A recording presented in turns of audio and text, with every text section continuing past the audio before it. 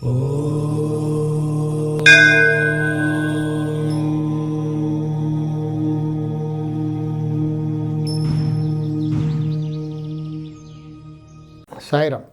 నేను మీ విశ్వకర్మ వాస్తు యూట్యూబ్ ఛానల్కి స్వాగతం. గృహప్రవేశం చేసిన తర్వాత ఇంట్లో ఏం పని చేయకూడదా, చిన్న మేకు కూడా కొట్టకూడదని చెప్తున్నారు.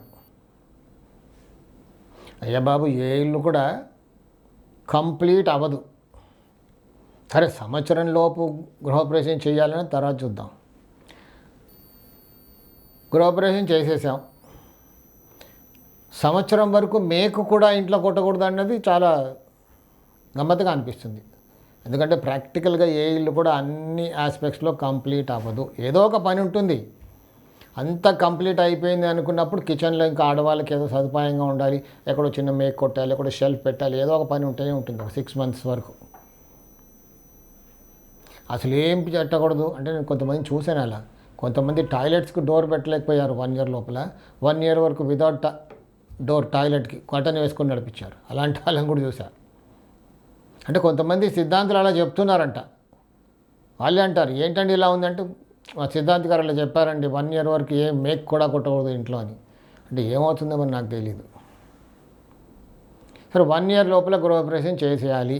కంప్లీట్ అయితే చేసేస్తామండి. కంప్లీట్ అవ్వకపోతే లోన్ రావాలి, ఏదో డబ్బు ఉంది, పని అవ్వట్లేదు, లేబర్ ప్రాబ్లం, పెద్ద ఇల్లు 1 yearలో కంప్లీట్ అవుతుందా? అవ్వదు కదా. చిన్నిళ్ళు అంటే అవుతుంది. చిన్నిళ్ళు కూడా కొన్నిసార్లు 1 year దాటిపోతుంది. అన్ఫోర్సీన్ ప్రాబ్లమ్స్ వస్తాయి. అంటే వాస్తు ప్రకారంగా కడుతున్నాం కదా, అన్ఫోర్సీన్ ప్రాబ్లమ్స్ రాకూడదు కదా అని కొంతమంది అంటారు. ఒప్పుకుంటాను. కానీ మనం కట్టేప్పుడు శాండ్, కంకర ఇవన్నీ తెచ్చి ఎక్కడ పెడతాం? బ్రిక్స్ ఇంటి ముందే పెడతాం. సో ఉత్తరంలో బరువు అయిపోద్ది, ఉత్తరేషాన్లో తీసుకొచ్చి లారీ వాడు అక్కడ అన్లోడ్ చేసి పెడతాడు. దానివల్ల ప్రాబ్లమ్స్, లేబర్ ప్రాబ్లం వస్తుంది. ఇలాంటివి కొన్ని వస్తూ ఉంటాయి.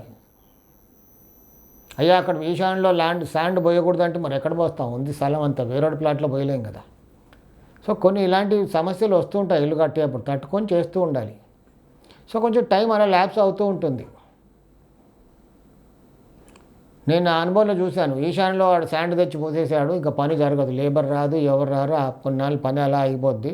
నన్ను తీసుకెళ్తారు. చూడగానే అర్థమైపోద్ది, ఓహో ఇది దోషం దీనికి అని. అయ్యా బాబు, అక్కడ తీసేయరా బాబు అంటే తీయడు. ఇంకెక్కడేయాలి గురువుగారి ఇదే కదా స్థలం ఉందంటారు. ఆ టైంకి తీసి ఎక్కడో పక్కన వేపిస్తాం, మళ్ళీ పని స్టార్ట్ అవుతుంది. సో ఇలాంటి ప్రాక్టికల్ ప్రాబ్లమ్స్ ఉంటాయి. సరే, 1 year లోపల కంప్లీట్ అయిపోయింది, గృహప్రవేశం చేశారు, ఎవరైనా కంప్లీట్ చేసుకొని వెళ్ళిపోతారు. అవ్వలేదు, 1 year తర్వాత ఏమవుతుంది? ఏమీ అవ్వదు. 1 year లోపల ఇంట్లోకి వెళ్ళిపోవాలనేది నిబంధన ఏమీ లేదు. ఒక మంచి రోజు ముహూర్త బలం. సరే, ముహూర్తం తీస్తామండి. ముహూర్తానికి ఎవరు చేస్తున్నారండి ఇప్పుడు కరెక్ట్గా? వివాహాలు, మ్యారేజెస్కి ముహూర్తం తీస్తాం. ఊరికే పత్రిక రాసుకునేప్పుడు మాత్రమే ముహూర్తం పెడుతున్నాం, అంతే, ఆన్ పేపర్. కానీ ప్రాక్టికల్గా 1 hour 2 hours లేట్.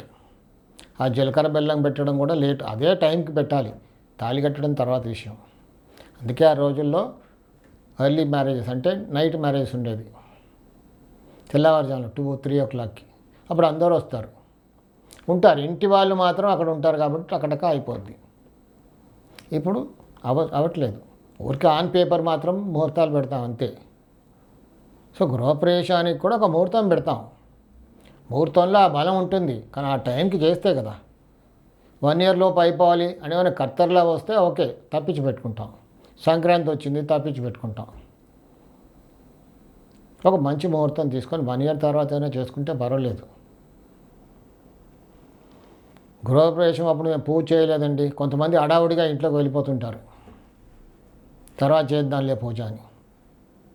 సరే, అక్కడ కొన్ని ఏదో కష్టాలంటూ వస్తుంటాయి. కొన్ని 100% ఏ ఇల్లు ఉండదు.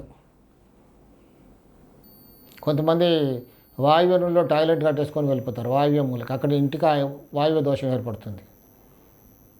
వాళ్ళకి ఆ దోషం అని తెలీదు. వాస్తు కన్సల్టెంట్ సంప్రదించిన తర్వాతే కట్టుకున్నారు అక్కడ. లేదా ఫ్లాట్ కొనుక్కున్నారు. ఆ ఫ్లాట్లో చిల్డ్రన్ బెడ్రూమ్, వాయువ్యం బెడ్రూమ్కి వాయువ్యంలో టాయిలెట్. ఆ ఇంట్లోకి వెళ్ళిన తర్వాత అన్ని ప్రాబ్లమ్స్. ఇంకా మేము పూజ చేయలేదండి, వాస్తు పూజ చేయలేదు, ఏం లేదు, గృహప్రవేశం చేయలేదు, ఊరికే వచ్చేసాం హడావుడిగా, తర్వాత చేద్దామని. అందుకే వస్తున్నాయి అంటున్నారు ప్రాబ్లమ్స్. పూజ చేయకపోవడం వల్ల వచ్చే ప్రాబ్లం కదా, అక్కడ వాస్తు దోషం ఉంది కాబట్టి ఆ సమస్యలన్నీ వస్తున్నాయి అక్కడ. ఒక సాటిస్ఫాక్షన్, ఒక పూజ. అందుకే ఇందాక నేను చాలా వీడియోస్ చెప్పాను, పూజకి శక్తి ఉంది, మంత్ర జపాలకు శక్తి ఉంది, హోమానికి శక్తి ఉంది. ఆవును తీసుకురావాలి ఇంట్లోకి, ఆవు పాదం పెడితే అక్కడ ఉన్న బ్యాడ్ వైబ్రేషన్స్ అన్నీ పోతాయి.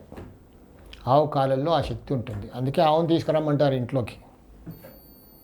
మనం ఏం చేస్తాం, ఊరికే ఆవును ఒక తిప్పేసి తీసుకెళ్తున్నాం, అలా కాదు. ఆవు అక్కడికి అడుగు పెడితే అక్కడ బ్యాడ్ వైబ్రేషన్స్ అని లాగేస్తుంది, దాని పాదంలో ఆ పవర్ ఉంటుంది.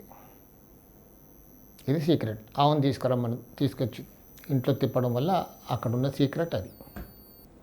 కానీ సంవత్సరంలోగా చేయాలి, లేకపోతే కష్టాలు ఉంటాయి, అది తప్పు. లేదు పూజ చేయలేదు అందుకే కష్టాలు వస్తున్నాయి, తప్పు. అక్కడ దోషం ఉంది కాబట్టి ఇవన్నీ జరుగుతున్నాయి. సాయి రక్ష.